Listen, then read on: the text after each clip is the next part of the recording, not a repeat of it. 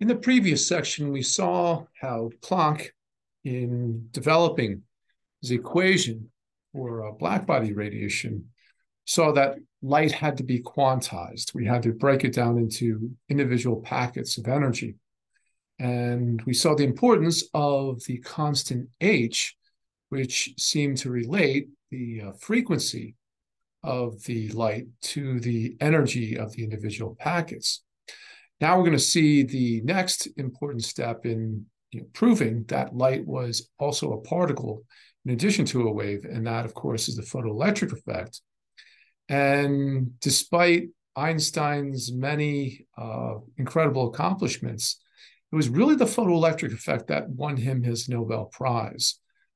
Special relativity and general relativity were phenomenal discoveries that he made, but they really didn't have that many applications. It was the photoelectric effect that really earned him the great respect that led to the Nobel Prize.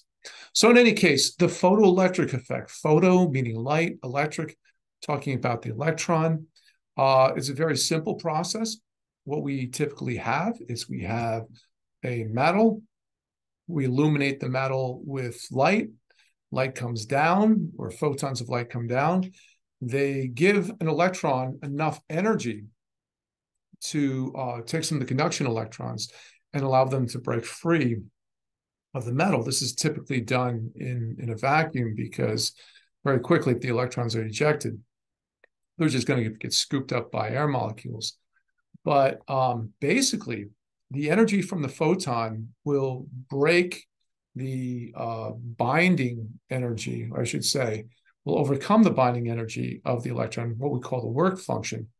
And the electron will leave with some kinetic energy equal to the energy of the photon minus the potential energy that it had to give up to be promoted from the conduction band to free space. So again, very, very important. This is proof of the particle nature of light. It's a direct way of showing that light had to be made out of particles. So going back to Maxwell and Hertz, of course, when we talked about electricity and magnetism and electromagnetic waves, we talked about how Maxwell's equations predicted the existence of electromagnetic waves. And of course, Hertz was the first to demonstrate them using a resonance circuit. Now, an interesting thing that took place when Hertz was doing some of his experiments is that he noticed that if you exposed the capacitor to ultraviolet light, that the sparks would be generated much more easily, okay? That you needed a lower voltage threshold in order to generate the sparks. And he didn't really understand why this took place, but this was important in terms of trying to understand what's happening with the photoelectric effect. And Philip Leonard later on continued Hertz's work and wanted to pursue this question as to why this light would cause this type of effect.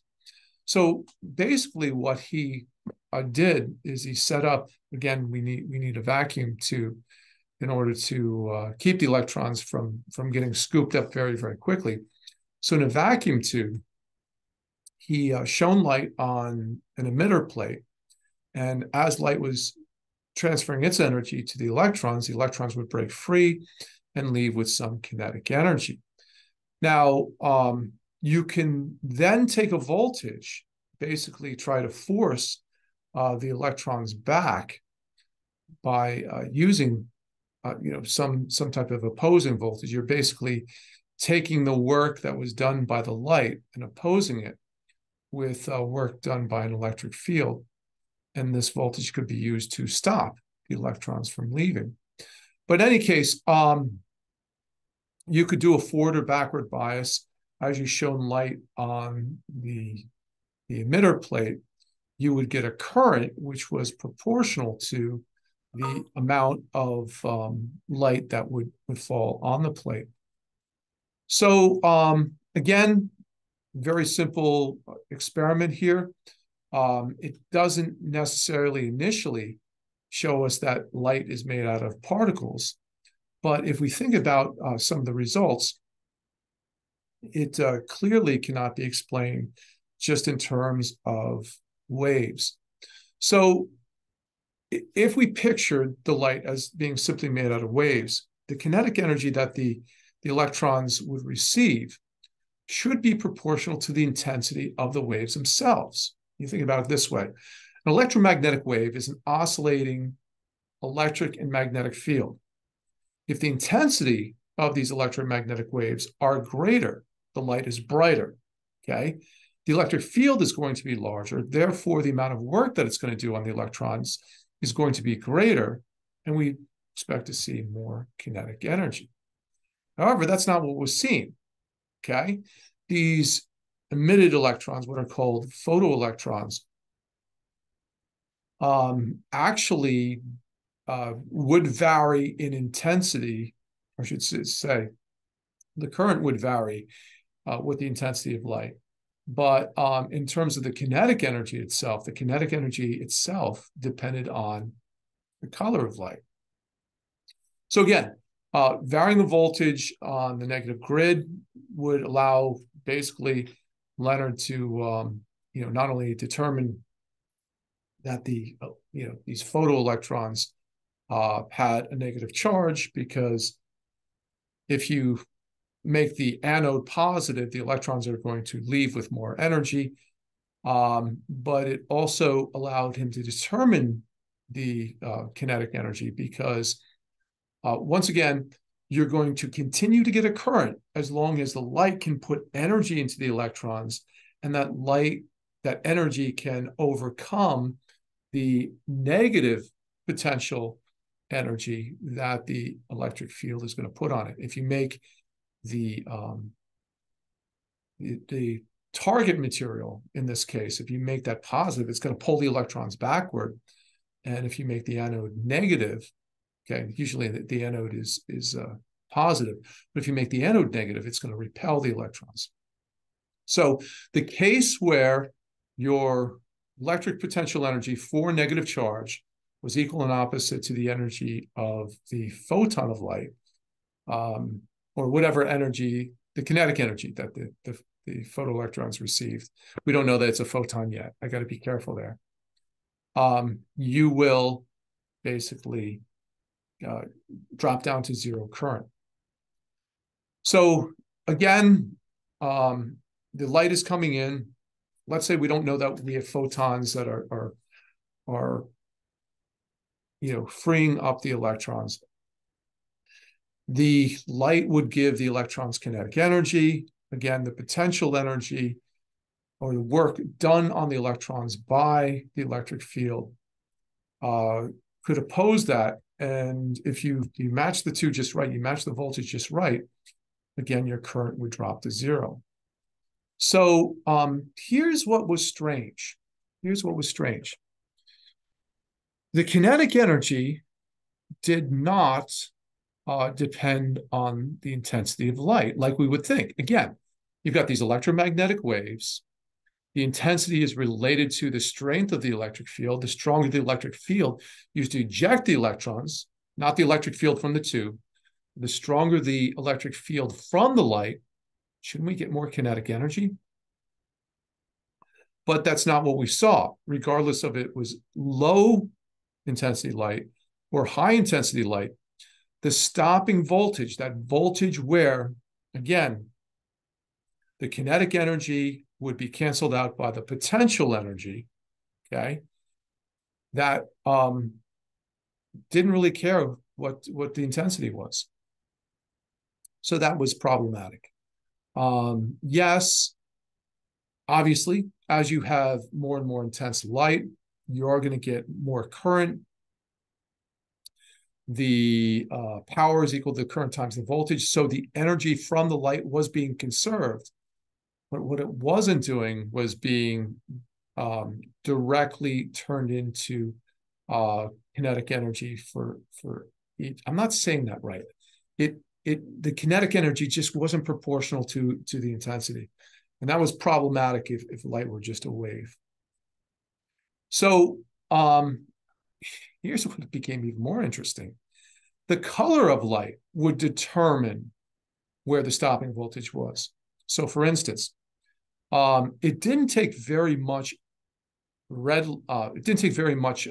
stopping potential, didn't take very much voltage to stop the electrons that are emitted from red light. What that sort of told us was red light doesn't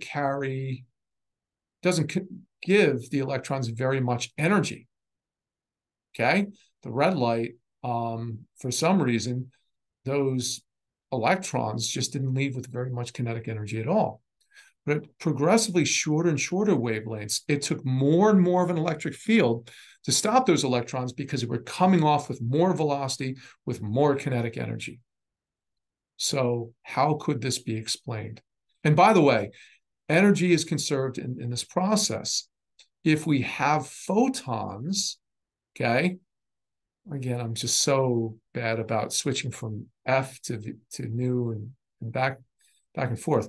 But if we take Planck's constant times the frequency of the light, and then we subtract some work function. Again, if you think about this, the electrons in the conduction band of a metal have the highest energy. So they have the least amount of negative potential energy, but they are somewhat trapped in the metal by the small amount of energy that you have to pay to release them. But again, the kinetic energy of the electrons leaving would be proportional to the Planck's constant times the frequency. So higher frequency light, like blue light, would eject electrons with more energy. And this is the way the experiment would work. I apologize, I don't have the attribution here. But again, Leonard would vary the color of light and note the potential that it took to stop the electrons from leaving. And again, that was very, very wavelength dependent. And it showed that red light had the least amount of ability to transfer its energy to the photoelectrons, whereas blue and violet light would transfer the most amount of kinetic energy per electron. Now, if we graph kinetic energy as a function of frequency, we always got the same slope on our graph, because if you remember, we can, let me see if I can do a little pen right here. We say that if we accept that the photons each have energy, their energy is going to be equal to, I'll say HF here. We had H nu before. We're just going to use F for frequency so everybody understands here. So this nu, we're going to do a little F here instead, because I keep going back and forth. I can't get used to, using the same frequency symbol all the time. But basically, again, kinetic energy, again, was just equal to this energy, HF, minus some work function. So for instance, if I use something like sodium, which has a very weak, attraction to the electrons, it would take very little energy to liberate those photoelectrons, regardless of the wavelength that I use. Aluminum, the conduction electrons are bound a little bit more, so the work function's a little bit higher. So that shifts this down. But again, it didn't matter what metal that you use. The slope was always this Planck's constant, this constant that Planck found. And again, very much an indication that the wavelength of light is, let me erase all of this. The wavelength of light, all right, there's something different about the wavelength of light. And we know that different colors of light have different photons of different energies. So again, We could imagine that in one system, we have a red light coming in. And if you do the calculations, 700 nanometer light is about 1.77 electron volts. Just not enough energy to overcome the 2 electron volt work function of potassium. Green light would come in, and although we'd lose 2 electron volts, it would end up leaving with a quarter of electron volt, and that would give you a maximum kinetic energy of 0.25 electron volts, or given the electron's mass, a speed of 2.96 times 10 to the 5 meters per second.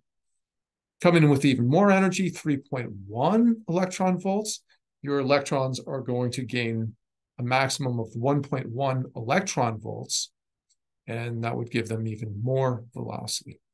So the photoelectric effect clearly showed that light couldn't just be a wave. There had to be a particle nature to it.